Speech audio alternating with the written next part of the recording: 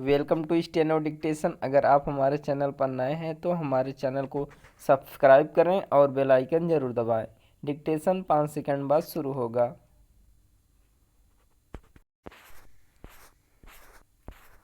Start. केंद्र सरकार यह दावा कर सकती है कि नेशनल क्लीन एयर प्रोग्राम में शामिल शहरों की हवा साफ हुई है, लेकिन एक तो यह सुधार मामूली है और दूसरे कई शहरों में हवा की गुणवत्ता पहले से खराब भी हुई है। सरकार नेशनल क्लीन एयर प्रोग्राम को लेकर इसलिए संतुष्ट नहीं हो सकती क्योंकि दुनिया भर के प्रदूषित शहरों की सूची में देश के कई शहर शामिल हैं।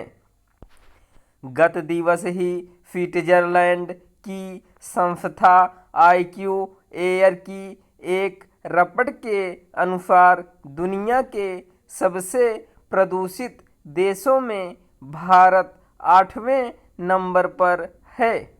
वर्ल्ड एयर क्वालिटी नाम से जारी इस रिपोर्ट में बताया गया है कि विश्व के 100 शीर्ष प्रदूषित शहरों में 65 भारत के हैं।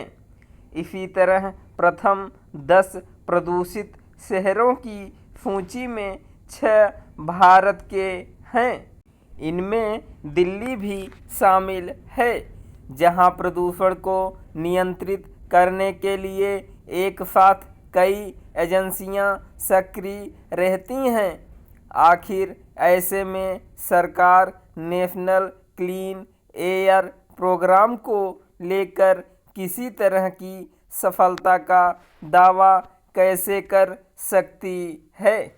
इस प्रोग्राम के आंकड़े कुछ भी कहते हों, इसकी अनदेखी नहीं की जा सकती कि वायु प्रदूषण से त्रस्त शहरों में हवा की गुणवत्ता वर्ष में कुछ ही दिन ठीक रहती है।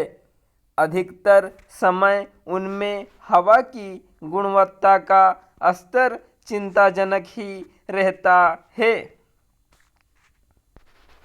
यह सही समय है कि नेशनल क्लीन एयर प्रोग्राम की सिरे से समीक्षा की जाए। इसके साथ ही यह भी देखना होगा कि वायु प्रदूषण के कारण क्या हैं और उनका सही तरह निवारण हो रहा है या नहीं।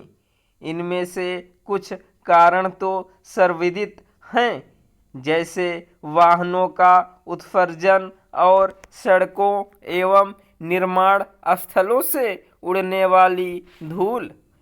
इसके अलावा अलग अलग शहरों में कुछ स्थानीय कारण भी होते हैं, जैसे कहीं कचरा जलाने से उत्पन्न धुआं तो कहीं जनरेटर का इस्तेमाल अथवा कोयले से चलने वाली बिजली घर। इन कारणों का सही तरह निवारण नगर निकाय ही कर सकते हैं, लेकिन आमतौर पर उनके पास इसके लिए न तो कोई ठोस कार्ययोजना होती है और न ही प्रदूषण से लड़ने की इच्छा शक्ति की कमी के लिए राज्य सरकारें उत्तरदायी हैं।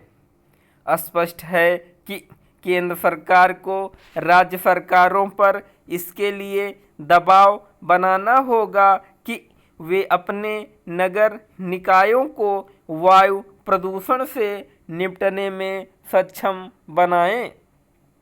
नेशनल क्लीन एयर प्रोग्राम को सफल बनाना है तो उसमें नगर निकायों की सक्रिय भागीदारी आवश्यक है। यह भी समझा जाना चाहिए कि प्रदूषण से निपटने के लिए वर्ष भर सक्रियता दिखानी होती है।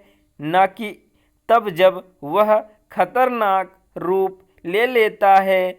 वायु प्रदूषण से लड़ने में केवल इसलिए गंभीरता का परिचय नहीं दिया जाना चाहिए कि उससे देश की छवि पर बुरा असर पड़ता है, बल्कि इसलिए भी दिया जाना चाहिए क्योंकि वह सेहत के लिए खतरनाक साबित हो रहा है। स्टॉप।